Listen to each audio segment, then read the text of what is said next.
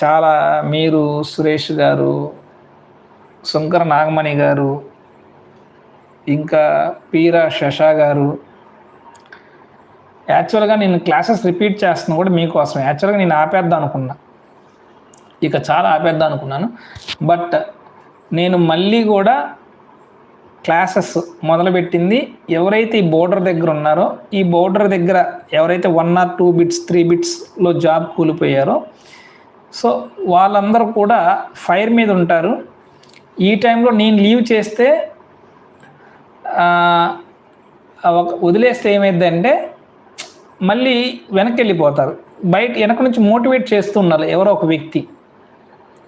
So నేను ఆ motivator లాగా ఉందాము, ఎలా ఉంటున్నా కాబట్టి 1 గంట క్లాస్ తీసుకుంటే సరిపోతుంది, ఏదో కాన్సెప్ట్ ఇచ్చినట్టుగా ఉంటుంది అని చెప్పేసి నేను మీ అందరి కోసమే చేస్తున్నాను క్లాసెస్. అయితే యాక్చువల్గా అయితే నాకు ఇక అయిపోయింది. నేను ఇప్పుడు ప్రతి నెల హాస్పిటల్కి పోయి మందులు తెచ్చుకుంటున్నా, మందులు మింగుతూ ఉన్నాను.